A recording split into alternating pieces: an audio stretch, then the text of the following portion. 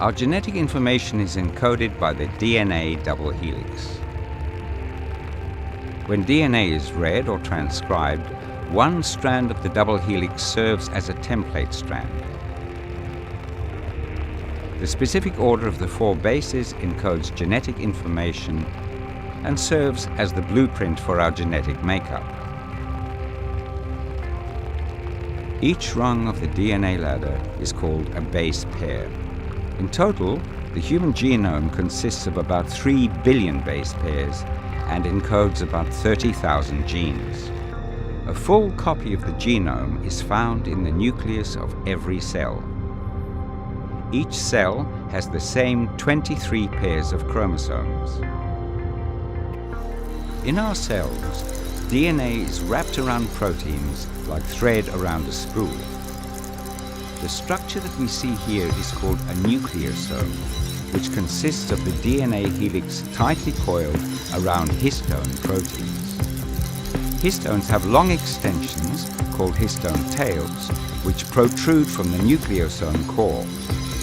As we will see, modifications to both the histone tails and the DNA itself are indicative of whether DNA is active or not, and this is controlled by epigenetics. Epigenetics refers to processes that instruct our cells how and when to read the DNA blueprint. This is marked by the change in histone tail modifications, the arrival of structural proteins which help condense the DNA, and DNA methylation.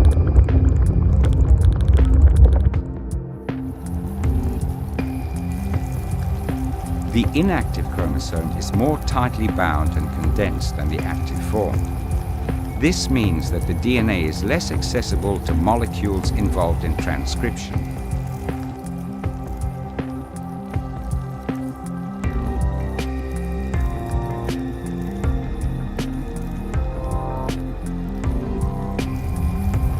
Ultimately, this compact version of the chromosome is unable to be transcribed and is therefore silenced.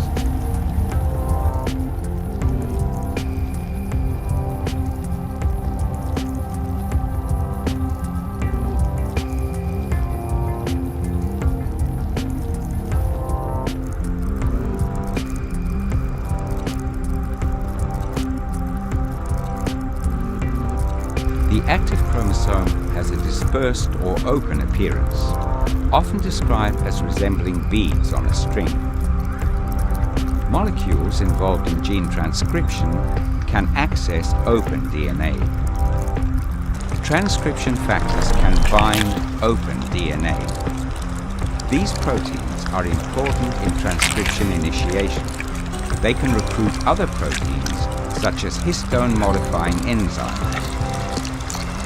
A new modification is added to a histone tail.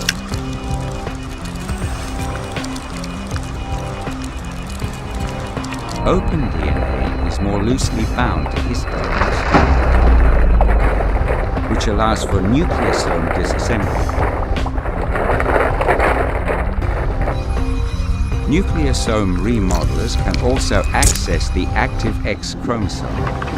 These proteins slide the nucleosome along DNA. Ultimately, these changes open the DNA and allow RNA polymerase, the DNA reading enzyme, to access and transcribe DNA into messenger RNA.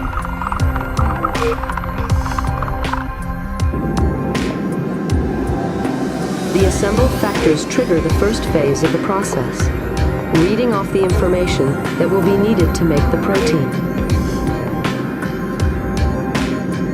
Everything is ready to roll. 3, 2, 1, go. The blue molecule racing along the DNA is reading the gene. It's unzipping the double helix and copying one of the 2 strands.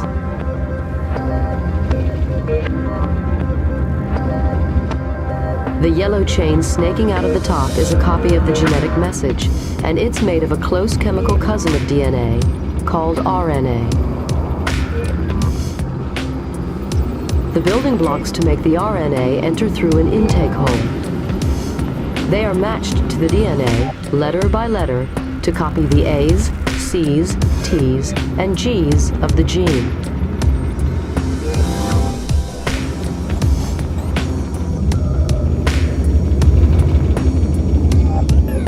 You are watching this process called transcription in real time. It's happening right now in almost every cell in your body. The job of this mRNA is to carry the gene's message from the DNA out of the nucleus to a ribosome for production of the particular protein that this gene codes for. There can be several million ribosomes in a typical eukaryotic cell. These complex catalytic machines use the mRNA copy of the genetic information to assemble amino acid building blocks into the three-dimensional proteins that are essential for life. Let's see how it works. The ribosome is composed of one large and one small subunit that assemble around the messenger RNA, which then passes through the ribosome like a computer tape. The amino acid building blocks, that's the small glowing red molecules, are carried into the ribosome attached to specific transfer RNAs. That's the larger green molecules, also referred to as tRNA. The small subunit of the ribosome positions the mRNA so that it can be read in groups of 3 letters known as a codon. Each codon on the mRNA matches a corresponding anticodon on the base of a transfer RNA molecule. The larger subunit of the ribosome removes each amino acid and joins it onto the growing protein chain. As the mRNA is ratcheted through the ribosome, the mRNA sequence is translated into an amino acid sequence.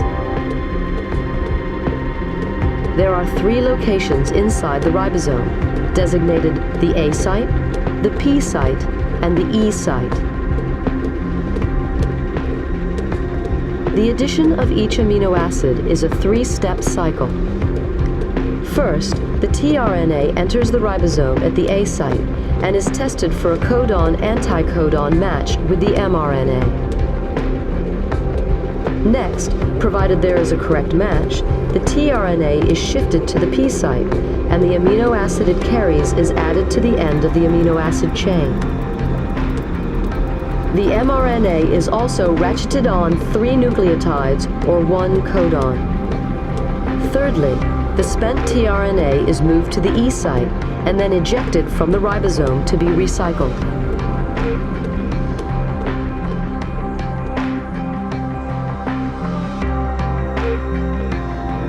Using computer animation based on molecular research, we are now able to see how DNA is actually copied in living cells.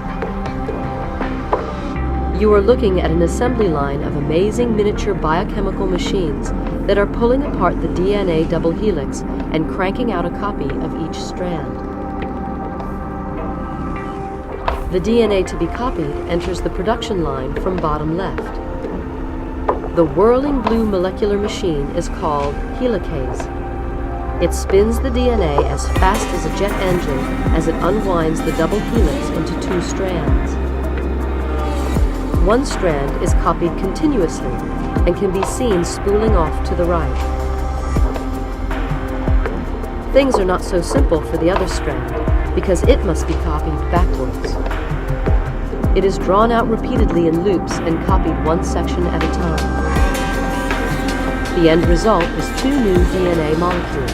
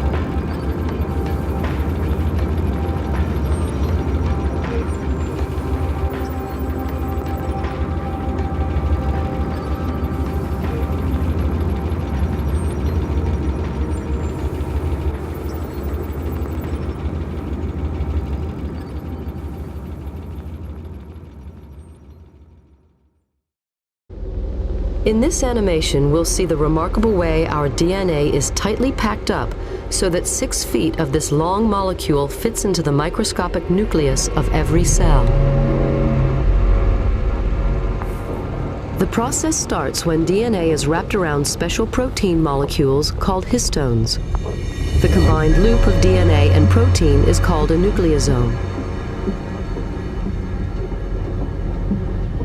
Next, the nucleosomes are packaged into a thread. The end result is a fiber known as chromatin.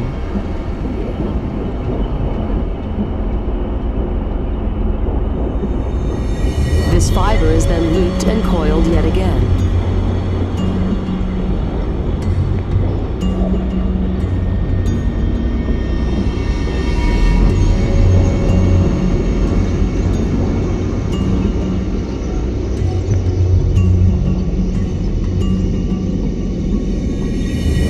Leading finally to the familiar shapes known as chromosomes, which can be seen in the nucleus of dividing cells. Chromosomes are not always present. They form around the time cells divide when the 2 copies of the cell's DNA need to be separated. DNA in each one of your cells is just 2 nanometers across, but around 30 to 40 million nanometers long.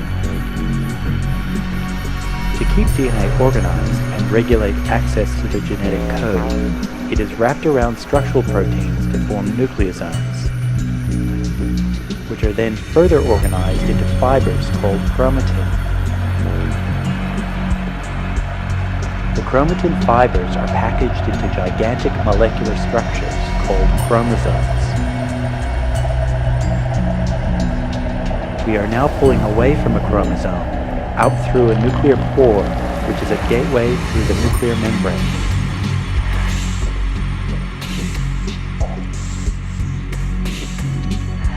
We are zooming back to reveal a cell about to undergo mitosis.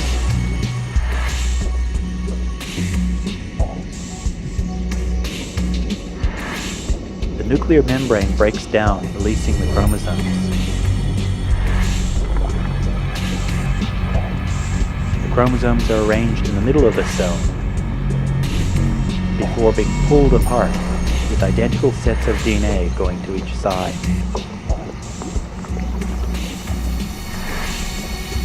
The cell then splits down the middle, creating 2 new daughter cells.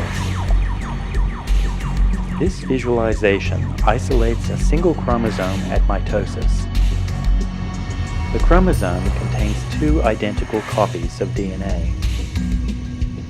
Each DNA molecule is packaged up into one of the sausage-shaped chromatids. Sticking out from either side are microtubule fibers from the mitotic spindle used for orienting and guiding the chromosomes to their correct positions. The red region is the kinetochore, which works as the interface between the microtubules and the chromosome. The kinetochore is one of the largest and most complex molecular mechanisms inside living cells, with multiple functions to perform. The kinetochore is central to the movement of the chromosomes and is able to hang on to the dynamic ends of the microtubules. It is also a mechanical tension sensing system, which is able to feel if everything is correctly attached and positioned. It is also a stop signal broadcasting system, sending out chemical signals to the rest of the cell about whether it is ready to undergo separation of the chromosomes. This kinetochore has sensed that the tension is just right and the chromosome is correctly positioned and attached. The last little bit remaining red is the stop signal broadcasting system. It is carried away by a dynein motor, walking down the microtubule away from the kinetochore. These are molecular motors involved with a directed transport along the mitotic spindle. The orange proteins walking to the left are kinesins, molecular motors carrying proteins on their back. Striding from the kinetochore on long molecular legs are dynein, carrying the stop signal broadcasting system.